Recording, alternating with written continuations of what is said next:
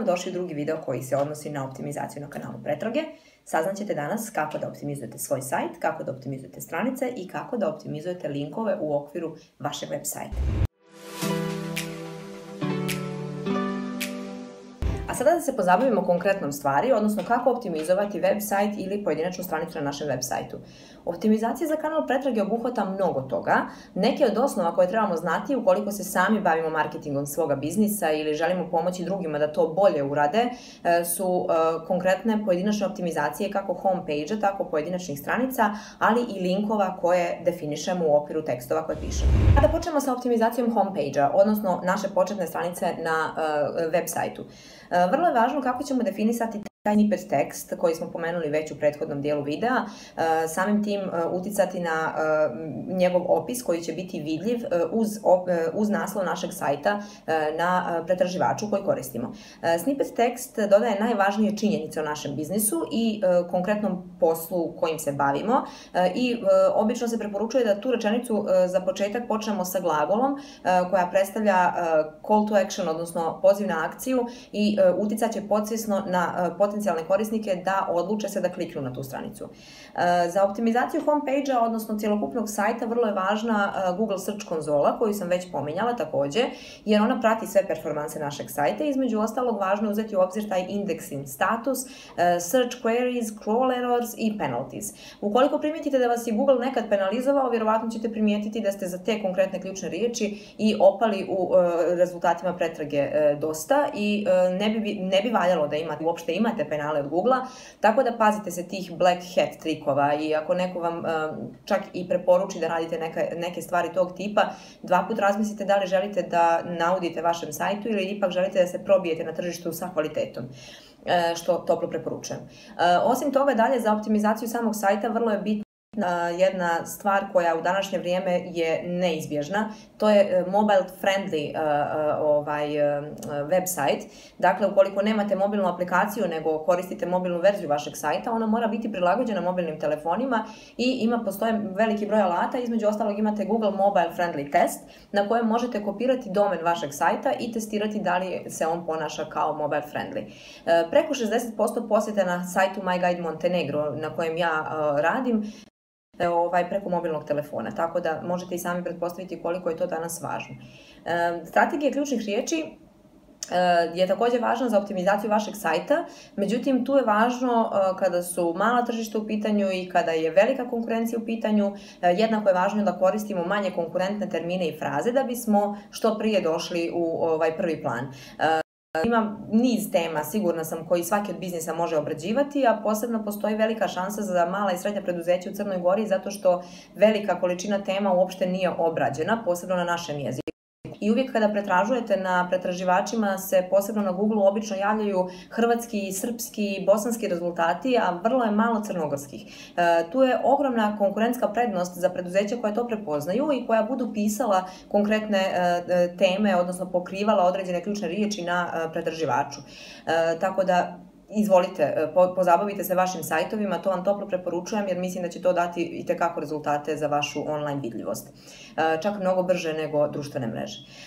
Također, osim toga, za tu strategiju ključnih riječi možete koristiti opet dodatne kanale, odnosno dodatne alate koji su dostupni. Između ostalog, Google Auto će vam omogućiti da vidite te long tail keywords, odnosno dugačke ključne riječi, odnosno fraze koje ljudi pretražuju najčešće. Ukoliko se recimo vaš website nalazi na WordPress platformi, postoji taj plugin Yoast koji će vam omogućavati da optimizujete bolje tekst koji kreirate, a osim toga postoje mnogobrojni add-oni za vaš pretraživač, za pretraživač koji koristite, pa recimo ja imam instaliran Keywords Everywhere koji mi omogućava da vidim gustinu, odnosno volumen pretrage te ključne riječi. Dalje govorimo o optimizaciji pojedinačnih stranica koje pišemo. Kada je naš sajt jednom objavljen, to ne znači da naša aktivnost treba da prestane. Naprotiv, tada treba da se bavimo pisanjem na teme koje najbolje poznajemo, pisanjem na teme koje se tiču našeg biznisa, upoznavanjem ljudi sa našim biznisom i pričanje o svemu onome u čemu mi imamo zapravo ekspertizu, da bismo mi na internet tržištu postavili zapravo tu ideju o tome da smo mi neka vrsta go-to authority kada je konkretna tema kojom se mi bavimo u pitanju. Kada govorimo o kreiranju tih blog postova, ako ih tako možemo nazvati, ili svakog novog teksta, news, kako god se to zvalo na našim sajtovima, jedna ključna riječ po stranici je obično ono što je preporučljivo. Međutim, naravno, nekad se desi da to je tema koja je malo opširnija, pa onda možemo da imamo više od jedne ključne riječi. Međutim, dok god je to slična tematika i dok god mi jednom tom ključnom riječi ili sa više ključnih riječi obuhvatamo jednu temu, onda je upravo to ono na što se i misli. Naslov ne treba da bude predug, ali treba da bude sa kontekstom koji pretraživač voli. Dakle, ne sada duže od 60 karaktera, da bi se sve vidjelo u onoj jednoj liniji na pretraživaču, ali opet sa nekakvim, da kažem, trikovima koji mogu da prođu, koji su takozvani bijeli trikovi. To može biti recimo top 7 razloga zbog čega posjetiti te plaže u Crnoj Gori, ako govorimo o onoj mojoj staroj pretrazi. Onda možda recimo da bude varijanta best beaches in Montenegro, odnosno najbolje plaže u Crnoj Gori i tako dalje. Kada govorimo o kreiranju novih stranica na našem sajtu, uvijek treba da razmišljamo u tom smjeru. Kakva to tema još uvijek nije obrađena, o kojoj mi znamo dosta i gdje postoji ta konkurentska prednost da možemo da napravimo neki dobar tekst. URL je zapravo link vaše nove stranice, dakle to će biti vaš domen, recimo u mom slučaju myguidemontenegro.com, zatim će ići kosa crta i ići će URL te stranice koju sam ja kreirala. Taj URL zavisi od toga kako ću ga ja podesiti i obično u nekim jednostavnijim, da kažem, platformama kao što je WordPress, gdje svi možemo naučiti da upravljamo web sajtovima, možemo i sami customizovati taj URL, da sadrži ključnu riječ koja se kroz taj tekst provlači.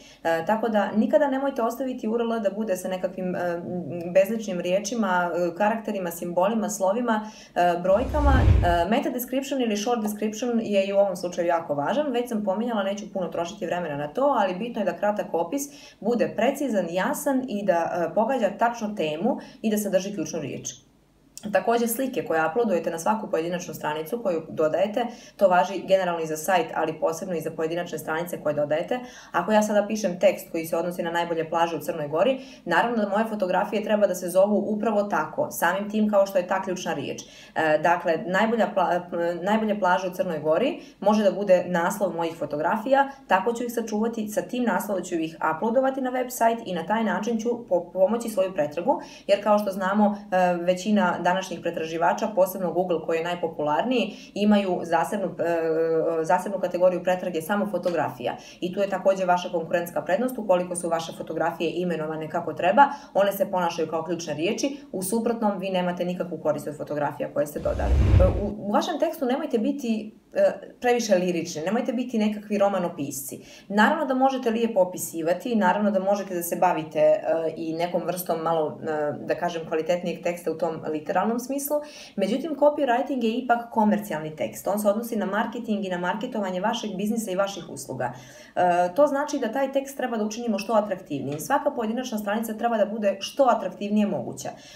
Dodajte podnaslove i dodajte tagove u tim podnaslovima. Dakle, ako jedan tekst koji je dosta dug ima više podnaslova, bit će lakši za čitanje, bit će vizualno podnošljiviji.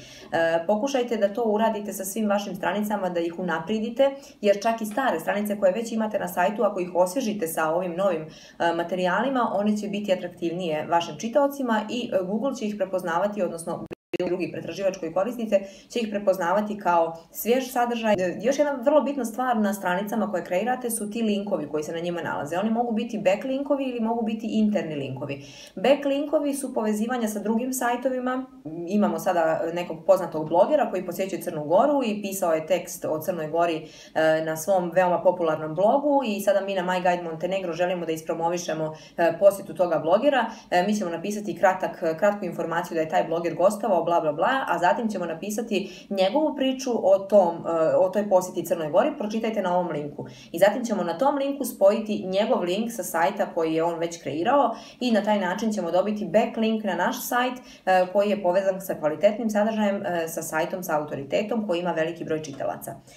Kada govorimo o internim linkovima, radi se o linkovima znači koji su vezani samo isključivo za naš sajt i između stranica koje smo mi već kreirali. Tako da recimo ako je neko kreirao, u našem slučaju govorimo o najboljim plažama, kreirali smo stranicu najbolje plaže u Crnoj Gori, a osim te stranice na My Guide Montenegro se recimo nalaze najbolje plaže u Budvi, najbolje plaže u Kotoru i tako dalje. I onda mi na taj način kada pomenemo gradove u kojima se nalaze najbolje plaže, mi možemo dodati link ka tom drugom tekstu koji imamo na našem sajtu i na taj način povezati interno linkovima kako bismo ljudima omogućili da čitaju što kvalitetniji i što interesantniji sadržaj. Trebate znati da Google voli, odnosno pretraživači generalno vole duže tekstove, tako da tekst koji pišete slobodno možete nastojati da bude makar 300 riječi plus i neka bude što interesantniji vizualno da bi mogao da se ponaša kao kvalitetan optimizovani sadržaj. Također preporučljivo je imati te dugmiće za društvene mreže, tako da svaki tekst koji pročitamo, ako mi se dopao tekst na vašem sajtu, ja ga direktno mogu šerovati na nekoj od svojih društvenih mreža ako su vaši dugmići postavljeni kako treba. Međutim, ono što je također jako važno jeste ta optimizacija izrade linkova kroz cjelokupan sajt. Ne odnosi se samo na onaj URL koji smo pominjali na pojedinačnim stranicama, već cjelokupno na sve linkove na vašem sajtu i na to kako se oni ponašaju i kako su optimizovani. Da biste postigli jedan optimalan rezultat, trebalo bi da vrlo često analizirate konkurenciju iz vaše niše.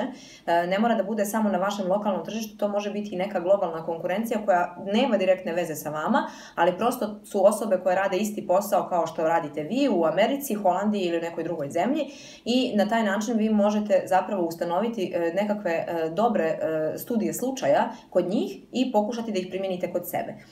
Ako vas neko pomene kroz bilo kakve vrste objava na drugim sajtovima, zatražite da doda link ka vašem sajtu. Na kraju krajeva ponudite ljudima sa kojima sarađujete da razmenite linkove ukoliko smatrate da je njihov sajt kvalitetan i jednostavno ponudite vaš sadržaj velikim sajtovima sa autoritetom. Recimo, nama se na dnevnom nivou dešava da My Guide Montenegro dobija takve upite od raznih kreatora sadržaja koji žele da urade gratis sadržaj samo da budu publikovani na našoj platformi. U suštini to nije loše za sajtove koji su na početku i koji mogu da se povežu sa nekim drugim portalima koji su sa autoritetom i ispromovišu na taj način svoj sadržaj. Također vrlo je bitno da uklonite loše linkove. Ukoliko, kao u mom slučaju, My Guide Montenegro ima veliki broj događaja koje promovišemo, taj veliki broj događaja nalazi se u kategoriji events i jednom kada isteknu ti događaji, postoje veliki rizik da će stari linkovi voditi na onu 404 stranicu sa greškom, tako da smo mi nastali da to ispravimo tako da se sada i ti stari događaji i dalje mogu prikazivati, iako nisu aktivni na sajtu.